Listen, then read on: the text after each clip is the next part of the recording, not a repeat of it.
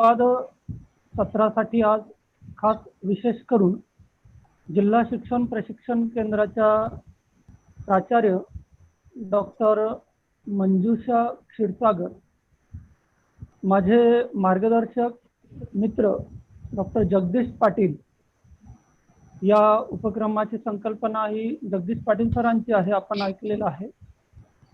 आणि खास ज्यांना ऐकण्यासाठी आपण सगळे उत्सुक आहात त्या आदरणीय कवयित्री कल्पना दुधाळ मॅडम, आमचे सगळे या निमित्तानं जोडले गेलेले सगळे सहकारी डिसले सर, भुतळा सर, सर्व मार्गदर्शक आणि मित्र. एखाद्या कवीला समजून घेणं, एखाद्या कवीची एखादी कविता समजून घेणं, यासाठी केवळ ती कविता समजून घेण्यासाठी त्या कवीचा भोवताल, त्या कवीचं जगणं, त्याचं असणं, हे सगळं समजून घ्यावं लागतं. कल्पना दुधाळ यांची 12वीच्या अभ्यासक्रमात असलेली रोज मातीत ही कविता जर आपल्याला समजून घ्यावायची असेल तर मला वाटतं आपण आधी कल्पना दुधाळ या कवयित्रीचं जगणं, तिची मातीशी असलेली नाळ, त्या कवयित्रीचा शेतीशी, मातीशी आणि एकूणच संपूर्ण मानवी समूहाशी तिचा असलेला सांधा, जुळलेला सांधा आणि त्यातूनच तिचं शब्दांकडे वळणं, हा सगळा प्रवास आपल्याला समजून घ्यावा लागेल. आणि म्हणून कल्पना दुधाळ यांच्या कवितेमध्ये एक बाई चित्रित होताना दिसते आहे की जिच्या वेदना आहे, दुःख आहे. एक ग्रामीण संस्कृती या ठिकाणी चित्रित होताना दिसत आहे. ती संस्कृती देखील कशी या कवितेमध्ये आली हेही आपल्याला समजून घ्यावं लागेल. कवयित्री आपल्या कवितेतच सांगते की तिला कविता कशी सुचत जाते. सहज अगसये खुरपता सांगावंसं वाटलं, खाली वर झाली माती आणि बाईचं काळीज भेटलं. कल्पना दुधाळ मॅडम, आपलं या आजच्या संवाद सत्रामध्ये मी गणेश सूर्यवंशी मनपूर्वक स्वागत करतो. नमस्कार. आणि आपण या संवादाकडे आपण वळूया. नमस्कार मॅडम. टेंभुर्णी गावचा आपला जन्म, होय. बोरी भकड हे सासर, बोरी भडक हे आपलं सासर. दोन्ही परिवार हे मातीत राबणारे. लेखनाची पार्श्वभूमी नसतानाही एकाच वेळी आपले माती आणि कवितेशी नाते कसे जुळून आले, तो प्रवास जाणून घ्यावासा वाटतो. येथूनच आपण आजच्या संवाद सत्राची सुरुवात करूया. हा प्रवास आम्हाला उलगडून दाखवा. नमस्कार सर्व शिक्षक बंधू भगिनींना, मनापासून नमस्कार. मला माझा आवाज ऐकायला येतोय? आवाज ऐकायला सर्वांना येतोय? ऐकायला तुमच्या सगळ्या शिक्षकांच्या चिकाटीला सगळ्यात अगोदर दाद दिली पाहिजे. हॅलो, हो येतोय मॅडम, ऐकू येतं ना? दाद दिली पाहिजे ती यासाठी की मी या सगळ्यापासून पळायचा प्रयत्न करत होते की नाही, मला यामध्ये सहभागी व्हायचं नाहीये, पण तुम्ही मला धरून आणलं तिथे शेवटी. त्याबद्दल. आणि खरं तर मला 12वीच्या पुस्तकामध्ये माझी कविता आली याचा आनंद आहेच आहे. पण झालं असं होतं की सतत रोज मातीत या कवितेविषयी बोला, या कवितेविषयी बोला. मग मला असं वाटलं की आता रोज बोलून बोलून माझ्याकडे नवीन काही राहिलेलं नाहीये, तर मी काय बोलू. म्हणून मला यापासून लांब, मी नको म्हणत होते खरं, पण चला ठीक आहे. तर सरांनी आणि सूर्यवंशी सरांशी परिचय परवाच झाला, तर तेव्हा मी म्हणाले की मी एकतर्फी बोलण्यापेक्षा आपण मुक्त संवाद असं बोललं तर अधिक योग्य होईल. माझा जन्म आता सांगितलं परिचयामध्ये, टेंभुर्णी तालुका माढा जिल्हा सोलापूर आणि सासर बोरी भडक तालुका दौंड जिल्हा पुणे. तर दोन्ही कुटुंबामध्ये शेतकरी पार्श्वभूमी, म्हणजे आम्ही शेती करतो सर्वजण. तर शेतीशी पहिल्यापासून संबंध होता. कारण मी लहानाची मोठी शेतात झाले, त्यामुळे शेती माती भोवती होतीच. फक्त कविता ही नंतरची गोष्ट आहे. शेतात काम करत असताना सुचलेली ही गोष्ट आहे कविता. कारण झालं असं होतं की माझी 12वी टेंभुर्णीमध्ये झाली. त्यानंतर माझ्या चुलत्यांनी मला पुण्यात SNDT मध्ये BA साठी ऍडमिशन घेतलं. मी तिथे गेले, तिथून पुन्हा लग्न होऊन बोरीभडक मध्ये आले. इथं आल्यावर रोज शेती करताना मला असं वाटत होतं की आपण स्वतःची काहीतरी अस्वस्थता जी आहे मनातली ती कशी व्यक्त करायची. मला कवितेची ओळख होती, कविता कशी असते माहित होतं. मी वाचलं मात्र काही नव्हतं, पण शेतात काम करत असताना अगोदर मी बालकविता लिहायला लागले. कारण माझी मुलं छोटी होती, तर मग छोट्या छोट्या बालकविता लिहित होते. आणि एका दिवशी काहीतरी वेगळं जे माझं मातीशी संबंधित होतं असं काही नवीन सुचत होतं. जसं की मातीतून चालता मी मातीच होऊन जाते, गर्भात हिरवे कोंब खुशाल उगवू देते. हे असं सुचणं माझ्यासाठी सुद्धा नवीन होतं. मला ही आश्चर्य वाटणारी गोष्ट होती की अरे हे आपल्याला असं कसं काय सुचतंय. पण ते सुचल्यामुळे मला आनंद सुद्धा होत होता. ही कविता सुचण्याची गोष्ट होती. सुरुवातीच्या काळामध्ये आम्ही सर्वजण रोजच शेतात काम करत होतो. तर असं करत असताना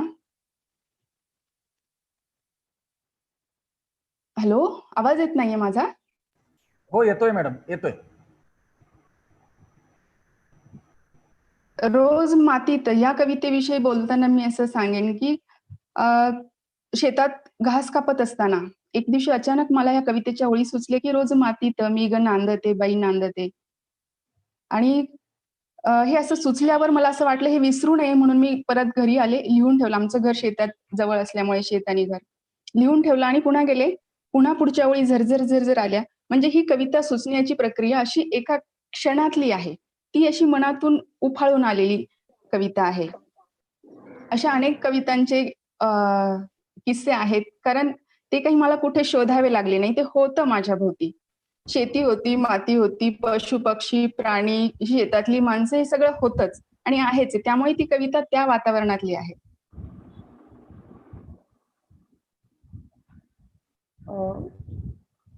धन्यवाद मॅडम. दुधाळ मॅडम, बोलू का पुढे? होय होय होय. आपण आता नुकतंच सांगितलं मॅडम की शेती मातीशी आपली नाळ घट्ट जुळलेली आहे आणि अभ्यासक्रमातील कविता देखील तेच सुचवणारी आहे. आपण त्या कवितेकडे वळणारच आहोत. पण तत्पूर्वी जग जवळ आलं लांब गेलं, जग जवळ आलं लांब गेलं, काय फरक पडतो बाई, ही तर जगण्याची लढाई. मी नेटवर सर्च मध्ये टाईप केलं पोटाला काय घालू, तर उत्तरच आलं नाही. जागतिकीकरणाचा फोलपणा दाखविणारी ही आपल्या कवितेतील जाणीव, आपल्या कवितेत येण्यामागील प्रेरणा कोणत्या आहेत?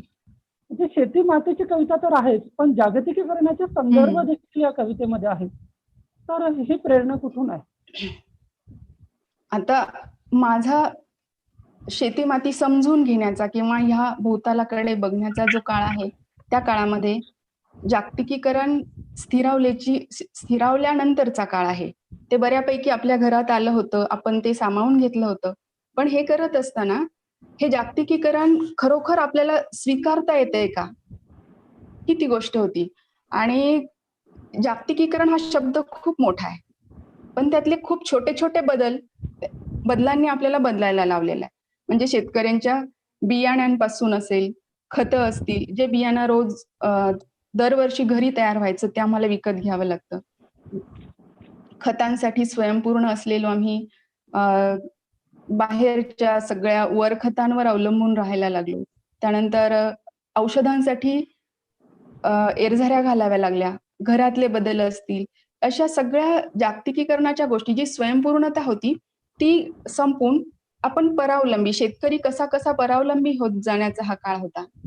आणि या काळामध्ये म्हणजे स्वतःला भान येण्याचाही माझा तो काळ होता असं म्हणावं लागेल. जग जवळ आलं म्हणजे साधारण 2000च्या दरम्यान हे इंटरनेट वगैरे सगळ्या गोष्टी आपल्या जवळ येत होत्या, म्हणजे जग जवळ येत होतं असं आपण म्हणतो. जग जवळ आलं, लांब गेलं, काय फरक पडतो ग बाई? ही तर जगण्याचीच असते लढाई. कारण नेटवर सर्च केलं समजा, की पोटाला काय घालू? तर या प्रश्नाला नेटवर उत्तर नाहीये. कारण ह्या प्रश्नाचं उत्तर आपल्या स्वतःला शोधावं लागतं. हा एक फोल पण आहे. कारण आपल्या पोटासाठी लागणारं सगळं आपल्याला शेतातूनच मिळणार आहे. मग ते कष्ट आपण तिथे केले पाहिजे. माझ्या कवितांमध्ये येणाऱ्या या ज्या प्रतिमा आहेत, स्क्रीन सेव्हर असेल किंवा संगणकासंबंधी जे असेल, तर त्याचं कारण असं आहे, की ग्रॅज्युएशनसाठी मी व्होकेशनल व्यावसायिक अभ्यासक्रम असा कोर्स घेतला होता आणि त्यामध्ये संगणक उपनियोजन असा विषय असल्यामुळे ते मी शिकलेले होते. आणि पुन्हा शेतात आल्यावर शेतातल्या प्रतिमा आणि त्या प्रतिमा अशा दोन्ही एकत्र होत गेल्या आणि ते कवितेमधून येत गेलं. सिझरकर म्हणते माती यामध्येही असंच, की जेव्हा आपण मातीवर खूप रासायनिक प्रयोग करतोय, खतं असतील, रासायनिक खतं असतील किंवा अजून काही जे प्रयोग वेगवेगळे करतोय, त्यामुळे एक वेळ माती म्हणते, की आता मला नैसर्गिकपणे नाही उगवता येत आहे. माती म्हणते, की जसं की एखादी बाई नैसर्गिकपणे प्रसूत होत नाही, तेव्हा तिचं सीझर करावं लागतं. तर माझं सुद्धा आता सीझर करून मला उगवावं लागेल, की काय एवढा मारा आपण मातीवर करतोय. म्हणून सीझर कर म्हणते माती. हा जागतिकीकरणाचाच एक परिणाम आहे. म्हणजे आपण काही असं ओढून ताणून ते आणलेलं नाही, की मला जागतिकीकरण लिहायचंय म्हणून मी ते लिहिलं, ही गोष्ट यामध्ये नव्हती. यामध्ये एकच होतं, की जे माझ्या भोवती आहे, ते मला आहे तसं लिहिता येईल किंवा ते काव्यात्मक भाषेमध्ये कसं लिहिता येईल. ही एक साधी गोष्ट होती, जी कवितेमधून येत गेली. वा, धन्यवाद मॅडम. म्हणजे एकूणच शेती मातीशी जर घट्ट नाळ जुळलेली असेल तर बदलणारे संदर्भ हे कवीच्या संवेदनशील मनाला भावत असतातच. हो, आणि हा जागतिकीकरणाचा असा काळ, की ज्यामध्ये मागचं मोडीत निघालंय आणि नवीन सुद्धा आपल्या जवळ पोहोचले, पण ते फार स्वीकारता येत नाही. ही अशी काय म्हणतात, की कोंडी झालेली अवस्था. मला तुमची एक कविता आठवते, हाच संदर्भ घेणारी ती कविता आहे. पिढी जात ताटल्या विकून. तुम्ही म्हणले ना की आधीच आपण सगळं मोडीत काढलेलं आहे. पिढी जात ताटल्या विकून बाटल्या जवळ केल्या, 7-12च्या गुंडाळ्या करून सिगारेटी ओढल्या. किंवा मग आणखी एक दुसरी कविता आहे.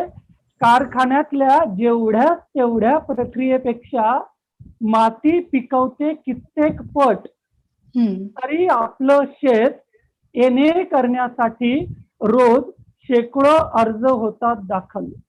अगदी यथार्थपणे आपण ही मांडणी जागतिकीकरणाचे संदर्भ घेऊन मांडणी केलेली आहे. आपण आपल्या अभ्यासक्रमातल्या कवितेकडे वळणार आहोत. मॅडम, अभ्यासक्रमात असलेली तुमची रोज मातीत ही कृषी संस्कृती व स्त्रीच्या भावस्थितीचा, तिच्या अंतर्मनाचा वेध घेणारी ही कविता आपल्याला कशी सुचली, किंवा या कवितेची निर्मिती प्रक्रिया संदर्भात आपण आम्हाला जर काही सांगितलं तर आवडेल. कविता कशी सुचली ते मी अगोदर सांगितलं, की ते मी माझ्या कामांमध्ये असताना ती एका क्षणात सुचून गेली. पण कविता सुचण्याची एक छोटीशी गोष्ट मी सांगते, की एखादं सुंदर देखणं पाखरू आपण ना दोन्ही हातांच्या ओंजळीत धरतो. ते आपल्याला हवं असतं, अजून थोडा वेळ हवं असतं. मग आपण ते उडायचा प्रयत्न करतो, पण आपण त्याला दाबून धरतो आणि आपल्याला असं वाटतं की आता त्याने उडून जावं. तर अशा वेळी त्याचं पंख आपल्या हातात राहतात आणि धड गळून खाली पडतं. तर अशा वेळी आपल्याला हादरा बसतो, आपण हादरतो आणि आपल्याला कवितेचा शब्द फुटतो. म्हणजे एखादी अशी काहीतरी घटना आहे, काही प्रसंग आहेत, की ज्यामधून तुम्हाला धक्का बसलाय, तुमच्या मानसिक अवस्थेला काहीतरी स्पर्श करणारी घटना घडलीये आणि त्यातून कवितेचा शब्द जन्माला येतो. तर रोज मातीत म्हणजे मी आहेच त्याच्यामध्ये रोज. म्हणजे रोज शेतातली सकाळी घरातली कामं करून दुपारी शेतातली आणि पुन्हा संध्याकाळी घरातली, असं सगळं करत असताना हे येतं आपोआप. म्हणजे त्यात मला म्हणायचं नव्हतं की मला खूप कामं करावी लागतायत. मला रोज मातीत काम करावं लागतंय. ही गोष्ट त्यामध्ये नाहीये. रोज मातीत मध्ये अजून एक फरक असा आहे, की शेतकरी बाई आहे जी स्वतःचं शेत आहे, ती जितकं मन लावून काम करते शेतामध्ये, तेवढं मन लावून काम शेतात येणारी शेतमजूर बाई करत नाही. कारण तिचा जीव ते शेतावर नसतो, ते शेत तिचं नसतं. पण ज्या बाईला माहित आहे की हे आपलं स्वतःचं शेत आहे, मग ती त्या मातीमध्ये मन लावून रमते. म्हणून रोज मातीत ह्या सगळ्या कामाचा संदर्भ येणं किंवा आपल्याला शेतकरी कुटुंबामध्ये आहोत तर शेतामध्ये नांदणं, या गोष्टी कवितेमध्ये सहजपणे आल्या.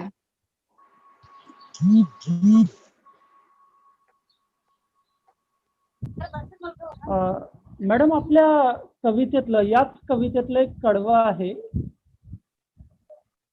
फुलं सोन्याची झेंडू तोडते बाई तोडते, नाही फुलं ग देह तोडते, घरादाराला तोरण बांधते. या ओळींमधून आपणास कोणत्या भावना व्यक्त करायच्या आहेत? रोज मातीत याच कवितेतल्या या दुसऱ्या कडव्यातल्या ओळी आहेत. हो, मी जसं अगोदर म्हटलं की हा एक सहज भाव आहे.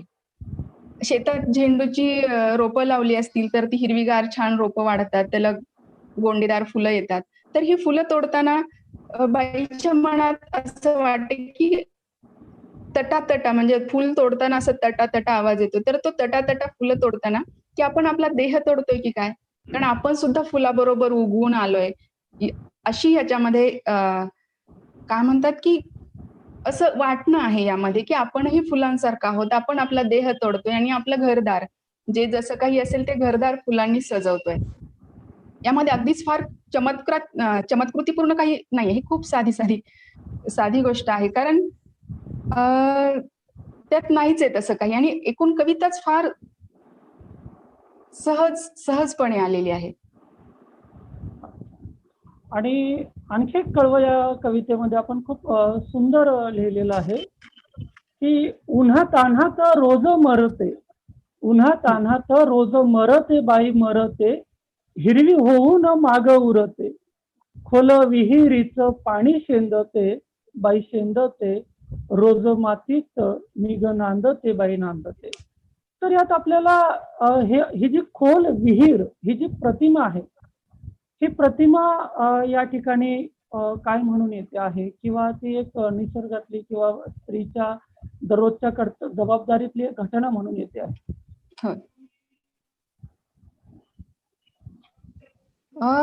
उन्हा ताणात रोज मरते बाई मरते. रोज शेतात जायचं म्हणजे ऊन आहे आणि ते ऊन तर चुकवता येत नाही. उन्हाची आपण म्हणतो ना उन्हाची वाट आहे, तर ती उन्हाची वाट असते, उन्हातली कामं असतात ती चुकवता येत नाही. आणि जेव्हा आपण उन्हातानात राबतो तेव्हा शेत हिरवं होतं. म्हणून ती बाई म्हणते की हिरवं होऊ न माग उरते बाई उरते, आणि खोल विहिरीचं पाणी शेंदते. पाणी म्हणजे कुठली का बाई असे ना तिचं जीवन. म्हणजे जसे अजय कांडर म्हणतात की बाया पाण्याशीच बोलतात. म्हणजे घरात पाणी नसलं की पाणी नाही. मग ते कुठून तरी खोल असू वर असू कुठून का होईना पाणी आणून भरायचं. हे एक बाईच्या आयुष्यातलं महत्वाचं काम असतं. त्यात ग्रामीण भागात असेल, घरात नळ पाण्याची सोय नसेल तर ही गोष्ट फारच अवघड असते की खोल विहिरीचं पाणी शेंदते बाई शेंदते. ते बऱ्याचदा खोलच असतं, ते शेंदून आणावं लागतं. तर ही त्या बाईच्या दैनंदिन जीवनातलंच हे एक काम आहे की खोल विहिरीचं पाणी शेंदते बाई शेंदते. तुमची आणखी एक विहीर या शीर्षकाची एक कविता मी वाचलेली आहे आणि मला भावलेली मला तुमच्या सगळ्याच कविता भावलेल्या आहेत, पण त्यातली विशेष भावलेली एक कविता विहीर आणि स्त्री यांच्या भावस्थितीचं साम्य या कवितेमध्ये उलगडलेलं आहे.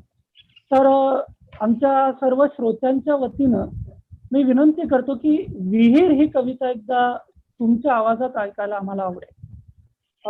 महिला स्त्रियांची खास आवडेल सगळ्या स्त्रियांना. आपण विहीर ही कविता वाचावी. सिझरकर म्हणते माती या संग्रहातलीच ही कविता आहे विहीर. आणि जो आपला अगोदरचाच धागा चाललेला आहे की खोल विहिरीचं पाणी शेंदते बाई शेंदते, तर हा काहीतरी एक साम्यस्थळ आहे दोन्हींमध्ये. विहीर ही कविता आहे. अशी विहीर बाई ग खोल कातळ आला तळ, तिने सोसल्या घावाचे माझ्या मनावर वळ. घन पहारीच्या संग माझा फुटला ग डोळा, घावत झेलू न खडक पाझरला घळाघळा, घावत झेलू न खडक पाझरला घळाघळा, धरतीच्या स्तनातून पानावला ग ओघळ, अशी विहीर बाई ग खोल कातळाला तळ, तिने सोसल्या घावाचे माझ्या मनावर वळ, भुईच्या ग थरामधी ओल खेळे लपाछपी, भुईच्या ग थरामधी ओल खेळे लपाछपी, गर्भ जसा उदरात गुढ अंधाराची कुपी, सोसल्या वेना ग वेना जगण्याचं बळ, तिने सोसल्या घावाचे माझ्या मनावर वळ, तिने सोसल्या घावाचे माझ्या मनावर वळ. ही एक एकरूपता आहे. तुझं दुःख जे आहे ते माझं दुःख आहे. जशी विहीर स्वतःला खोदत असताना विहिरीने सोसलेल्या घावाचे वळ आपल्या मनावर उमटतात, ही एक या कवितेतली भावना आहे. धन्यवाद मॅडम. म्हणजे मी मला ही असं कविता वाटतं की मी कविता लिहिणारी कवी आहे आणि त्यात मला जेवढं दिसतं ते मी सांगते. बाकी कवितेचं कसं असतं, ती बहुअर्थी असते आणि ती वाचकाला, रसिकांना, अभ्यासकाला जशी वेगवेगळी वाटते तसा त्याचा अर्थ असतो. आणि जो मी सांगते तोच असेल असं काही मला अपेक्षित नाहीये खरं तर. नक्कीच.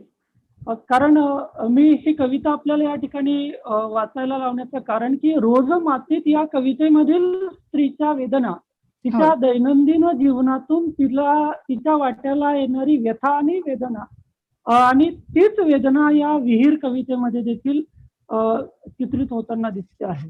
म्हणून मी या कवितेचा संदर्भ या ठिकाणी घेण्याचा प्रयत्न केला. मॅडम, थोडासा आउट ऑफ सिलेबस पार्ट म्हणू, पण एका कवयित्रीला बोलतं करण्यासाठी हा प्रश्न मी विचारलाच पाहिजे. नवोत्तरीय कालखंडात अनेक कवी आणि लेखकांनी खाजगीकरण, उदारीकरण, जागतिकीकरणाला कडाडून विरोध केलेला दिसतोय. तुमच्याही कवितेमध्ये जागतिकीकरणाच्या या पोकळपणावर तुम्ही नेमकं बोट ठेवलेलं आहे.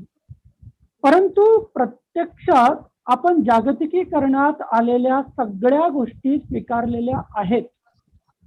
मग हा विरोधाभास नाही का? याकडे एक कवयित्री म्हणून, एक संवेदनशील कवयित्री म्हणून तुम्ही कसे पाहतात? याविषयीची तुमची भूमिका काय आहे? यामध्ये विरोधाभास आहे खरा, की जसं मगाशी आपण बोललो की मागचं मोडीत निघालेलं नाहीये पूर्ण, आणि नवीन सुद्धा स्वीकारता येत नाहीये. ही कोंडी आहेच आहे. पण आता पर्याय जर काही असेल तर तो पर्याय आहे स्वीकारण्याचा. जेवढं शक्य आहे तेवढं आपण स्वीकारायला पाहिजे किंवा स्वीकारतोय. तर ह्या जागतिकीकरणाचा पोकळपणा आपल्या लक्षात तर येतोय, शेतकऱ्याच्या लक्षात येतोय, पण यातून मार्ग काढत आहेत लोक. जसं की आहे त्यामध्ये जास्तीत जास्त सुधारणा करतील किंवा जुन्या गोष्टी पुन्हा नव्याने स्वीकारतायत वगैरे असं. आणि कवितेच्या बाबतीत म्हणाल तर जागतिकीकरण ही कवितेमध्ये आलेली गोष्ट आहेच आहे. आणि काय म्हणतात की ती आपण न टाळता येणारी गोष्ट आहे. मला असं वाटतं की मला हा प्रश्न नीट समजलेला नसावा त्यामुळे नीट सांगता येत नाहीये खरं. पण तुम्ही समजून घ्या, तुम्ही शिक्षक लोक आहात आणि म्हणजे तुमच्या इतकं सविस्तर मला सांगता येणार नाही. तरी मॅडम आम्ही तुमच्या उत्तराने आनंदच झालेला आहे. मॅडम, सध्या कोरोनाचा सगळीकडे प्रादुर्भाव आहे, त्यावर अनेक चर्चा, परिसंवाद सुरू आहे. एक शेती मातेशी घट्ट वीण असलेली कवयित्री म्हणून आणि एक सजग आणि संवेदनशील व्यक्ती म्हणून तुम्ही या परिस्थितीकडे कसं पाहता?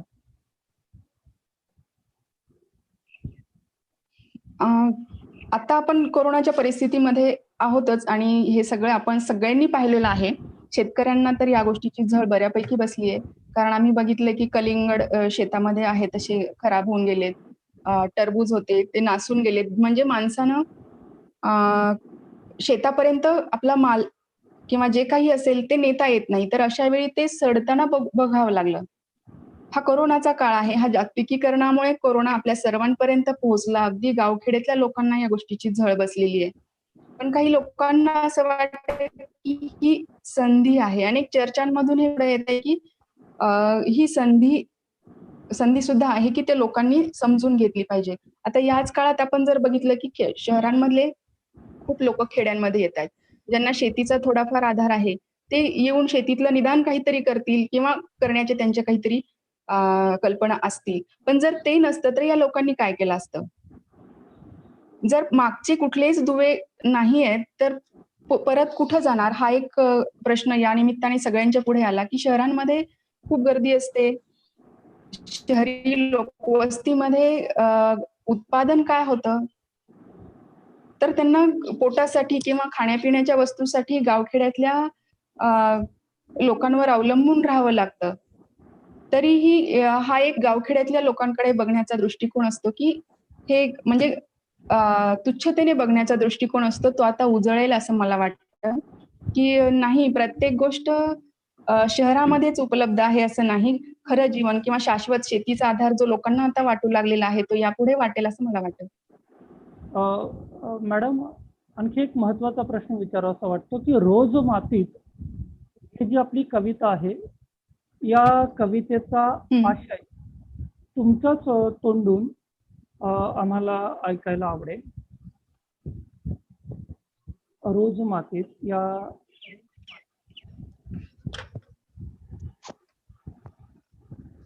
रोज मातीत ही कविता जसं मी म्हणाले की ती एका कष्टकरी शेतातल्या कष्टकरी स्त्रीची सहज भावना आहे तिच्या कामांप्रती असलेली. मला जेवढे म्हणजे आताच्या महिना 2 महिन्यामध्ये एवढे व्हिडिओ आलेत या कवितेचे की लोकांनी त्याला वेगवेगळ्या चाली लावल्यात.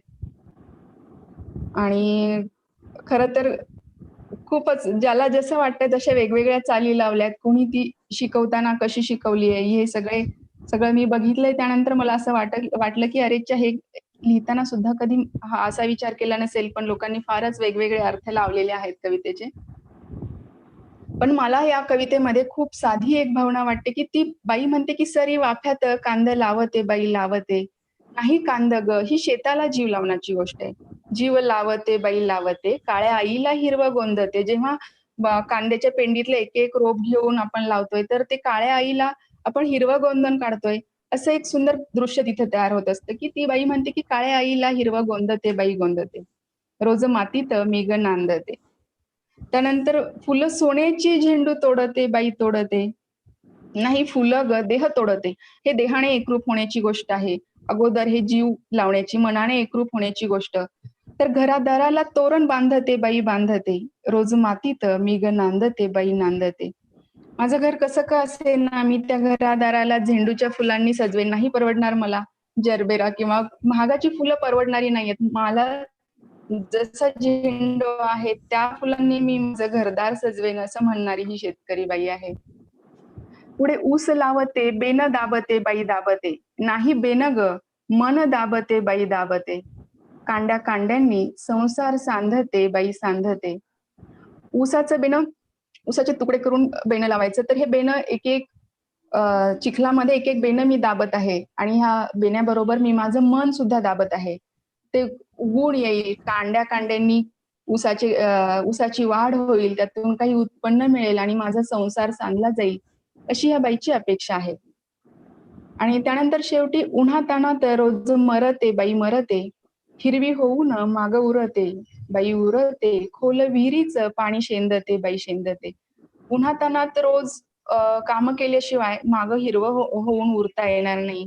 खोल विहिरीचं पाणी शेंदल्याशिवाय आपलं आयुष्य आपलं जगणं सुसह्य होणार नाही. अशी ही शेतामातीत राबणारी शेतकरी बाई आहे, जी शेतामातीला जीव लावणारी आहे. रोज शेतीतल्या कामांना जीव लावत लावत स्वतःचं आयुष्य सुसह्य करणारी बाई आहे. खरं तर मी असं कवितेविषयी म्हणते की संसाराला जीव लावला की ओव्या उसण्या घ्याव्या लागत नाही.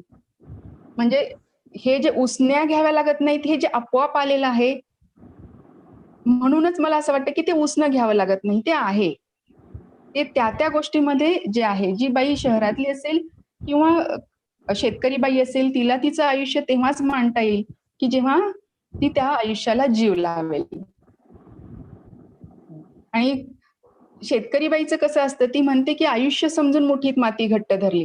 म्हणजे ती मातीला पण आयुष्यात समजते की ही माती आहे, हेच माझं आयुष्य आहे. म्हणजे आयुष्य समजून मुठीत माती घट्ट धरली, वरून पाण्याची धार सोडली. धार सोडली तर माती विरघळून पाण्याबरोबर खाली जाईल. पण रिकाम्या मुठीतही भुई कमळ फुलली. हे भुई कमळ फुलण्याची गोष्ट आहे. म्हणजे प्रत्येक कवितेमध्ये प्रश्न उत्तर मला शोधता येत नाही किंवा प्रत्येक कवितेमधली प्रतिमा प्रतीक मी शोधत बसत नाही. मला ती नवीन नवीन नवीन शोधायची असतात आणि त्या कवितांमध्ये येत राहतात. नवीन शोध सापडलेली गोष्ट कविता आपोआप शोधून घेते आणि ती स्वतः त्या प्रतिमांना मिसळून घेते. धन्यवाद मॅडम. मॅडम, आपल्या रोजमातीत या कवितेसह एकूणच तुमची सिझर म्हणते माती किंवा धग असतेच आसपास, या दोनही कविता संग्रहातल्या कविता जर वाचल्या तर या कवितांमधली स्त्री ही भूमीशी एकरूप झालेली आहे, मातीशी एकरूप झालेली आहे. माती आणि स्त्री या दोघांमधली अनेक साम्यस्थळ आपल्या एकूणच कवितेमध्ये दिसत आहेत. तर हे सगळं आपल्याला कसं सुचतं, एक स्त्री म्हणून आणि एक संवेदनशील कवयित्री म्हणून आपण हे सगळं कसं मांडत आहात, भूमीतलं आणि स्त्रीतलं साम्य? शेतीचा शोध बाईने लावला असं म्हणतात, पण शेतीचा शोध लावणं ही इतकी साधी गोष्ट असेल असं मला वाटत नाही. कारण त्या काळात तर हा शोध लावतोय ही गोष्टच बाईच्या मनात असेल असं काही मला वाटत नाही. पण त्यानंतरच्या काळामध्ये जेव्हा मातृसत्ता होती, त्यानंतरचा काळ असेल तर बाई शेतीशी, म्हणजे पहिल्यांदा मला असं वाटतं की मी जेव्हा भुईमुग खुरपते तेव्हा मला असं वाटतं की पहिल्या काळामध्ये जेव्हा बाई बघत असेल की कुठला प्राणी कुठल्या पक्षी झाडावरचं काय खातोय, ते मग ती स्वतः चाखून बघत असेल, लक्षात ठेवत असेल की हे चांगलं लागतंय, आपण खाऊया, असं काहीतरी अन्नाचा शोध असेल तो. तर काही प्राणी मातीतलं उकरून काही खात असतील, तर अशा काळामध्ये त्याला भुईमूग किंवा जे आपण जमिनीखालच्या ज्या गोष्टी आहेत त्या तशा काळामध्ये बाईला सापडल्या असतील का? म्हणजे हे फक्त माझे तर्क चालू असतात की हो, हा भुईमुग आज आपण काढतोय, शेंगा तोडतोय, तर हा त्या काळातला कसा शोध असेल की हो, हे ते पक्षी, ते प्राणी जे काही खातायत उकरून, ते आपण खाऊन बघूया का? आणि ती चालत आलेली गोष्ट इतक्या हजारो वर्षानंतर आपल्यापर्यंत पोहोचतीये. असं काहीतरी, म्हणजे शेतात काम करत असताना असं बरंच काही काही असतं. आणि आता जेव्हा वाळवी लागते किंवा ते उमणी शेंगाच्या आरा खाऊन टाकतात भुईमुगाच्या, किंवा रानडुक्कर असतात तर त्यांना माहित झालं की हे भुईमुग आहे शेतामध्ये, तर ते फक्त वरचा पालाच ठेवतात, खालच्या सगळ्या शेंगा खाऊन टाकतात. आमच्या शेतात तर एकदा फक्त आम्ही पालाच गोळा करून आणला, खालचं काहीही हाती लागलेलं नाही, तोंडात घालायला एक शेंग सुद्धा सापडली नाही. तर अशा वेळी असं वाटतं की आपण त्यांचं हिसकावून घेतलंय म्हणून आता ते हिसकावतायत का? अशा बऱ्याच गोष्टी असतात खरं की आपण आपले फक्त तर्क लावत राहायचे. आणि तुम्ही विचारलेलं की कवितेशी, भूमी आणि बाई या दोघींचं जे नातं आहे आपल्या, म्हणजे बाई जेव्हा बघते की एक दाणा लावला तर त्याचे मोठभर ओंजळभर तरी होत आहेत, पण जर का त्या एका लावलेल्या दाण्याचा एकच दाणा होत असता तर आपल्या सगळ्यांनाच प्रश्न पडला असता की आता जे आपल्या हातात आहे ते लावायचं का खायचं? म्हणजे भूमी आपल्याला जगवणारी आहे आणि ही भूमी म्हणजे बाईचा जीव लावण्याची गोष्ट काय आहे की तिला माहिती आहे की आपण थोडं लावलं तर थोडं जास्त त्यापेक्षा मिळणार आहे. तिची मुलं बाळ आहेत, तिचे संसार आहे, तर त्याला पोसणारी आहे ती माती. म्हणून बाईचं आणि मातीचं हे एक असं सुंदर नातं आहे, जी तुम्ही सुरुवातीला कविता वाचली की सहज घसे खुरपता खुरपता सांगावसं वाटलं, खाली वर झाली माती आणि बाईचं काळीज भेटलं. म्हणजे सहज खुरपता खुरपता बाई विचार करते की आता हे तण मी काढून टाकत आहे खुरपून, तर असंच तण, म्हणजे आपण जे धान्य मागे ठेवतोय, समजा भुईमुग खुरपते मी, तर मी भुईमुग मागे ठेवतेय आणि तण काढून टाकतेय, तेव्हा माझ्या मनात असं येतं की अरे हे भुईमुग हे सुद्धा तणच असेल कधी काळी, किंवा हे जे गवत आणि तण या दोन्हीमध्ये उगवण्यासाठी माती कोणताही भेदभाव करत नाही. माती म्हणते का की तू तण आहे, तू उगवू नकोस, धान्यच उगव, नाही, ती तिच्या कुशीतली ऊब दोघांनाही सारखीच देते. पण आपण स्वार्थी आहोत. आपण विचार करतो गवताचा आपल्याला उपयोग नाही, आपल्याला पोटासाठी धान्य लागणार आहे, मग आपण धान्यच वाढवायचं. हा स्वार्थी आणि व्यवहारी विचार आहेच आहे. म्हणजे माती बरोबर मातीत काम करताना ह्या सगळ्या गोष्टी असतात भोवती आणि त्यांच्याशी बोलता बोलता काय झालं, मागे एकदा आम्ही वाकून काही काकड्या तोडत होतो, तर एक तो कोळसा पक्षी, कोतवाल पक्षी म्हणतो आपण त्याला, तो वाकलेला माझ्या पाठीवर येऊन बसला. म्हणजे पाखराला असं काहीतरी वाटतं का, की हा माणूस म्हणजे तो झाडावर जेवढ्या धीटपणे येऊन बसतो, तेवढ्या धीटपणे तो माझ्या पाठीवर येऊन बसला. तेव्हा मला असं वाटलं, की अरे मी पण झाड झाली की काय? तेव्हा सुचलेली कविता होती, की जिथं आहे तिथं जशी आहे तशी ठाम उभी राहते मी. तेव्हा तळपायांना मुळं तंतुमुळं फुटत, रुतत जातात जमिनीत खोल खोल आणि जराशी सापडली ओल, की मी म्हणते, की पाण्यात पाय सोडून बसलेलं झाड आहे मी. म्हणजे हे आहे, आपल्या भोवती हे सगळं आहे म्हणून ते सुचतं. पाण्यात पाय सोडून बसलेलं झाड किंवा पाण्यात पाय सोडून उभं असलेलं झाड असणं हे मला केव्हा सुचलं, जेव्हा माझ्या पाठीवर पाखरू येऊन बसलं. म्हणजे ह्यासाठी मला सुचावं म्हणून मी मातीत जात नाही किंवा ती माझी गरजच आहे रोज सगळी कामं करण्याची. त्यामुळे कविता मला कविता सापडावी म्हणून शेतात जात नाही किंवा काय म्हणतात, की म्हणजे आपला तो शोध नसतो, पण ती जेव्हा आपसूक आपल्याला शोधते, आपल्या माध्यमातून व्यक्त होते, तेव्हा तो क्षण फार चांगला असतो. आता उसाला आम्ही युरिया टाकत होतो. सर्वजण टाकतात, आम्ही पण टाकतो. म्हणजे टाकावा लागतो. कारण आता नैसर्गिकपणे ऊस कधी यायचा, त्याला खत टाकलं तरच तो हिरवा येईल किंवा मोठा होईल असं असतंच आपल्या डोक्यात. तर युरिया टाकत होतो. तेव्हा मला असं वाटलं, की कसं आहे ना, की अगोदर आपण हे केलं, की युरिया टाकला तरच खत चांगलं येणार आहे. म्हणजे आपण सवय लावली. रानाला, उसाला त्या गोष्टींना सवय लावली ह्या रासायनिक खतांची. आणि आता आपण पुन्हा काय म्हणतोय, की नाही रासायनिक खतं चांगली नाहीयेत. म्हणजे की परिवर्तन कसं आहे पहा, की अगोदर एखाद्या माणसाला आपण चमच्याने पाजावी, म्हणजे समजा चमच्याने दारू पाजावी एखाद्या व्यक्तीला आणि नंतर त्याला सवय लागली, की ती काढून घ्यावी, की ती चांगली नाहीये. ही गोष्ट आहे. जशी की रानांना आपण रासायनिक खतांची सवय लावली आणि आता आपल्या आतड्याला टोचायला लागलं, की आपण म्हणतो की नाही खतं चांगली नाहीयेत, आपण आता सेंद्रिय शेती करूया. म्हणजे हा एक वेगळा गुंता आहे. आपल्याला उत्पादन पण पाहिजे, आपल्याला सकस अन्न पाहिजे आणि त्याच वेळी आपल्याला हे सगळं टिकवायचंय म्हणून सेंद्रिय शेती पाहिजे. आपल्या आरोग्यासाठी म्हणून सेंद्रिय शेती पाहिजे. असे काही काही बरेच गुंते जे शेतीमधले आहेत, त्यामध्येच ही कविता फिरत राहते. ढग असतेच आसपास बद्दल असं आहे, की सिझरकर म्हणते माती हा पूर्ण स्त्रियांचा शेतात असण्याच्या सहभागाचा किंवा त्या सगळ्या गोष्टींचा एक परिपाक आहे. तो पूर्ण या कविता पूर्ण शेती मातीशी संबंधित आहेत. आणि ढग असतेच आसपास ही ढग आहे वातावरणातली, माणसांमधली, परिस्थितीतली.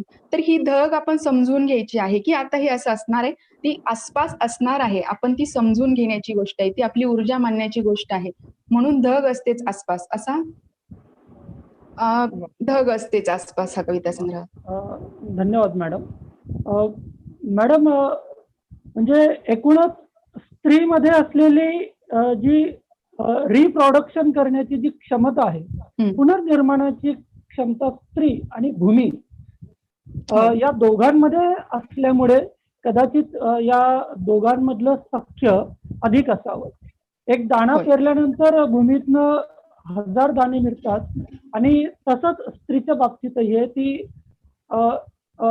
मूल जन्माला घालून हे जग, ही सृष्टी पुढे सुरू ठेवण्यासाठी सहाय्यभूत ठरत असते. आणखी एक प्रश्न मला रोज मातीच्या निमित्तानं विचारावा असा वाटतो. तो विचारण्याचं खरं तर मी धाडसच या ठिकाणी करणार आहे. रोज मातीत या कवितेमध्ये भेटणारी जी स्त्री आहे, ती स्त्री एकूण ग्रामीण स्त्रीचं प्रतिनिधित्व करणारी स्त्री आहे, की ती स्त्री तुम्ही कुठेतरी बघितलेली आहे, की ती स्त्री तुम्ही स्वतः आहे? आपण हा माझा अनुभव आहे. हॅलो, हा माझा अनुभव आहे. हा माझा अनुभव मी असे- मांडलेला आहे. हो हो मॅडम ऐकतोय. हा कल्पना माझा मॅडम अनुभव बोला. मी मांडलेला आहे. अच्छा, म्हणजे तुमची बालपणापासूनची जी शेती मातीशी जी नाळ जुडलेली आहे, त्यातून ही कविता आपल्याला नक्कीच सुचलेली आहे. होय. अ, आपण आता जगदीश पाटील सर, जगदीश पाटील सर. बोला बोला. हॅलो. सुरू ठेवू का पुढे? हो हो. हा हा. सर अजून कोणाला काही विचारायचं असेल तर विचारू द्यात, कारण हा आपण हो हो. मी एकटीने बोलण्यापेक्षा मुक्त संवाद असंच ठेवलेला आहे. तर अजून कोणी काही विचारत असेल तर आपण बोलूया. हो मॅडम, आपण म्हणजे अजून एक दोन प्रश्न आणि मग प्रोसेस करू. आता एक मी आयोजकांची तेवढ्यासाठी परवानगी घेतली. एक प्रश्न मला सातत्याने कसा जाणवतो आहे, कायम पडणारा प्रश्न आहे की ग्रामीण साहित्यामध्ये कवयित्रींची संख्या तुलनेनं कमी आहे. दलित साहित्यामध्ये बऱ्यापैकी स्त्रियांनी लेखन केलेलं दिसतं आहे. स्त्रीवादी जाणीवेची कविता बऱ्यापैकी स्त्रियांनी लिहिलेली आहे. परंतु ग्रामीण साहित्यामध्ये इतक्या सक्षम आणि समर्थपणे लिहिणाऱ्या कवयित्रीची संख्या का कमी आहे? हे खरं तर मला माझा पहिला कविता संग्रह आल्यानंतर लक्षात आलेली गोष्ट आहे. कारण जेव्हा आपले मराठीतले समीक्षक लिहायला लागले की बहिणाबाई चौधरी नंतरची मराठीतली शेती माती विषयक कविता म्हणजे हे सीझरकर म्हणते माती. मग मी मधल्या काळातला शोध घेतला की खरोखरच कोणी नाहीये का. प्रतिमा इंगोले आहेत, पण याशिवाय आणखी कोणी आहे का, याचा मीही शोध घेत होते. तर खरोखर अशी गोष्ट आहे की मधल्या काळातले नाहीयेत जे शेती मातीविषयी लिहिणारे. तर याची उत्तरं मला माझ्यापाशी सुद्धा सापडली. ती कशी आहे पहा. आपल्याकडे शेतकरी कुटुंबामध्ये लिहिणं वाचणं ही बिनकामाची गोष्ट असते. म्हणजे मी स्वतः याचा अनुभव घेतलाय. साहित्य म्हटलं की साहित्य म्हणजे विळ, खुरपी, कुदळ, खोरी, पाटी, घमेली म्हणजे ह्या वस्तू, काम करण्याच्या वस्तू म्हणजे साहित्य. कथा, कादंबरी, नाटक, कविता यात कसलं आलंय साहित्य, हे असं. म्हणजे ह्या गोष्टींची आपल्याला गरज नाही. म्हणजे जी गोष्ट मी तोडू शकले खरं की नाही मला लिहायचंय ना मग मी लिहित राहीन. पण ही गोष्ट सगळ्यांना तोडता आलीये का? नाही. ज्यांना लिहायचं होतं, ज्यांच्याकडे संवेदनशीलता, उत्कटता होती स्त्रियांकडे, पण त्यांना लिहिता आलेलं नाहीये. ती संधी प्रत्येकीला मिळाली नाही. अशा गावाकडे खूप बायका आहेत जे शेतात कामं करता करता किंवा ते लग्नातली हळद वगैरे दळताना खूप गाणी म्हणत असतात. तर ती गाणी म्हणजे त्यांच्या कविताच असतात की त्या त्यांच्या भावना असतात. प्रत्येक कामाप्रती नात्यागोत्यांमधली किती सुंदर वीण असते त्याच्यामध्ये. तर हे सगळं त्यांच्या मनात राहतं. ते उतरत नाही कागदावर. कागदावर पोहोचेपर्यंत ते विसरून गेलेलं असतं. किंवा मी स्वतः काय करायचे की मला काही सुचलं तर ते माझ्या वहीत पोहोचेपर्यंत मी मनात धरून ठेवायचे. प्रत्येकीला कामाच्या रगाड्यामधून जमणारी ही गोष्ट नव्हती. कविता ही एक सोयीचीच गोष्ट आहे. माझ्यासाठी पण अजूनही ती सोयीचीच गोष्ट आहे. कारण कविता लिहायला सोपी सुटसुटीत गोष्ट आहे. ती वाटेल तेव्हा लिहू शकते. रात्री जागून लिहू शकते. कारण ती खरं तर कमी वेळ घेते, कमी श्रम घेते. जरी ती उत्कट असली, ती खूप कमी वेळात सुचत असली तरी पण ती आपला वेळ कमी घेते. आणि जर मला कथा कादंबरी लिहायची आहे तर त्यासाठी निदान काही बैठक असणं आवश्यक आहे. तेवढा वेळ मला मिळणार आहे का? तर नाही. आणि माझ्यासारख्याच असंख्य जणी आहेत की तेवढा वेळ त्यांना मिळत नाही, मिळाला नाही म्हणून त्यांनी लिहिलं नाही. जर आपल्या समाजाने अशी एखाद्या लिहिणाऱ्या स्त्रीला माणूस तू लिही असं कधी म्हणेल की जेव्हा तो तिचे, मी माझं उदाहरण सांगते असं की माझा कविता संग्रह यायच्या अगोदर कोणीही ही चांगलं काहीतरी करते घरातलं तर ही गोष्ट नव्हती. पण जेव्हा संग्रहाची चर्चा झाली, काही चांगले लोक घरी येऊ लागले, काही पुरस्कार वगैरे मिळाले, तेव्हा लोकांना असं वाटलं आमच्या घरातल्या की ही काहीतरी करते ते चांगलं आहे. कारण ही गोष्ट अगोदर आमच्याकडे नव्हती. लिहिणं वाचणं हे आमच्या शेतकऱ्याच्या घरात आलेली नवीन गोष्ट आहे.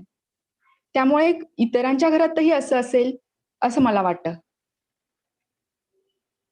आणि एक स्त्री लिहिते म्हणजे या ठिकाणी मला हा मुद्दा खरोखर मांडायला आवडेल. एखादी बाई लिहिते आणि एखादा पुरुष लिहितो, या दोघांमध्ये खूप फरक आहे. बाईला तिची स्वतःची कामं बघून लिहावं लागतं आणि पुरुष जेव्हा लिहितो तेव्हा त्याला बाकीचे व्याप सहजपणे बाजूला करता येतात. तर ह्या सगळ्या गोष्टींमधून स्त्रियांची कविता किंवा एकूणच लेखन ते एक कमी असावं असं मला वाटतं. मॅडम, मी सहमत आहे. मला खरंच खूप दिवसापासून पडलेला हा प्रश्न होता आणि तो प्रश्न मला सतावतो आहे. ठीक आहे, या निमित्तानं आपण चर्चा केलेली आहे. त्या प्रश्नाची उकल करण्याचा आपण नक्कीच प्रयत्न केलेला आहे. आता या संवाद सत्राच्या उत्तरार्धाकडे आपला प्रवास सुरू झालेला आहे. आणि सर्वात शेवटी आता मला सर्व श्रोत्यांच्या वतीनं खरं म्हणजे बऱ्याच लोकांची ती इच्छा दिसते आहे की रोज मातीत ही कविता आपण आपल्या आवाजामध्ये तिचं अभिवाचन करावं. ती कविता जर आपण सादर केली तर आम्हाला नक्कीच आवडेल. मी इतक्या चाली ऐकल्यात की माझी मूळ चाल आता मला आठवेल की नाही सांगताच येत नाही. तरी बघू, म्हणजे जशी सुचली तशी आणि जशी आहे मला जशी वाटते तशी मी कविता म्हणते. सरी वाफ्यात कांद लावते बाई लावते, नाही कांद ग जीव लावते बाई लावते, काळ्या आईला हिरव गोंदते बाई गोंदते, रोज मातीत मी ग नांदते बाई नांदते, फुल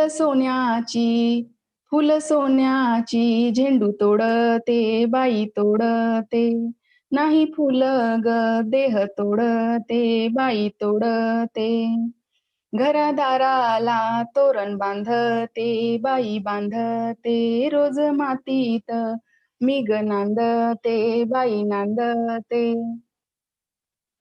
ऊस लावते बेन दाबते बाई दाबते, नाही बेन ग मन दाबते बाई दाबते, कांड्या कांड्यानी संसार सांधते बाई सांधते, रोज मातीत मी ग नांदते बाई नांदते, उन्हा तानात रोज मरते बाई मरते, हिरवी होऊन माग उरते बाई उरते, खोल विहिरीच पाणी शेंदते बाई शेंदते, रोज मातीत मी ग नांदते बाई नांदते.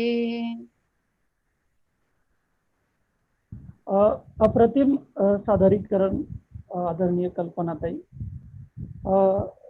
आम्हा महाराष्ट्रभरातील आम्हा सर्व शिक्षक वृंदांना आपण आज जे भरभरून असं मार्गदर्शन केलेलं आहे हे खरं तर ही आम्हाला आयुष्यभर पुरणारी शिदोरी आहे. केवळ आम्हालाच नाही तर आम्ही सर्व शिक्षक आज आपल्या जवळची ही शिदोरी घेऊन आमच्या विद्यार्थ्यांपर्यंत ती पोहोचवणार आहोत. ज्या कवितेविषयी जी कविता जाणून घेण्याविषयीची उत्सुकता गेल्या अनेक दिवसापासून मनामध्ये होती, ती उत्सुकता आणि ती आमची जिज्ञासा ती आज आपल्या माध्यमातून या ठिकाणी पूर्ण झालेली आहे. महाराष्ट्रातील आणि एकूणच मराठी साहित्यातील एक सक्षम आणि समर्थ अशी कवयित्री म्हणून आपलं महाराष्ट्रात आणि महाराष्ट्राबाहेरही नाव आहे. साहित्य क्षेत्रामध्ये आपली जी घोडदौड आहे ही खरोखरच एक आपल्यासाठी सुरुवातीच्या काळात एक लढाई होती. आपलं एकूणच जो प्रवास आहे, कवितेतला जो प्रवास आहे तो संघर्षमयच आहे. आणि मी या ठिकाणी सर्व श्रोत्यांना एक नम्र विनंती करतो की केवळ रोज मातीत ही कविता आपण समजून न घेता आपण खऱ्या अर्थानं कल्पना दुधाळ नावाची कवयित्री समजून घेणं अत्यंत गरजेचं आहे. आणि त्यासाठी शिजर कर म्हणते माती, धग असतेस आसपास, हे दोनही कविता संग्रह आपण नक्कीच आपल्या विकत घेऊन आपल्या घरामध्ये ठेवले पाहिजेत. विद्यार्थ्यांपर्यंत ते दोनही कविता संग्रह पोहोचवले पाहिजेत. आणि मला सांगायला आवडेल कल्पनाताई की आज दिनांक 1 जुलै हं. आजच्या दिवशी काव्याग्रह या मराठीतील अत्यंत नावाजलेल्या नियतकालिकाने आपला आजच कल्पना दुधाळ विशेषांक प्रकाशित केलेला आहे. या विशेषांकाबद्दल आपलं आम्हा सर्वांच्या वतीनं मनपूर्वक अभिनंदन करतो. सर्व श्रोत्यांना या ठिकाणी नम्र आवाहन करतो की काव्याग्रह संपादक विष्णू जोशी यांचा हा कल्पना दुधाळ विशेषांक आपण विकत घ्यावा, विकत घेऊन वाचावा. दुधाळांचे दोनही कविता संग्रह आपण विकत घेऊन वाचावेत. एक शेती मातीतली कवयित्री, त्या कवयित्रीची कविता आपण समजून घेतली पाहिजे, विद्यार्थ्यांपर्यंत पोहोचवली पाहिजे, समाजापर्यंत पोहोचवली पाहिजे. दुधाळताई, आजच्या या संवाद सत्रामध्ये आज आपण उपस्थित राहिलात. मी डॉक्टर जगदीश पाटील या उपक्रमाचे ज्यांची संकल्पना आहे आणि आयोजक आहेत ते डॉक्टर जगदीश पाटील, मी स्वतः समन्वयक गणेश सूर्यवंशी, आमचे सहकारी प्राध्यापक सुनील डिसले, मुरलीधरजी भुतळा सर आणि आमच्या प्राचार्य मॅडम डॉक्टर मंजुषा क्षीरसागर, या सर्वांच्या वतीनं आपले या ठिकाणी मनपूर्वक धन्यवाद व्यक्त करतो आणि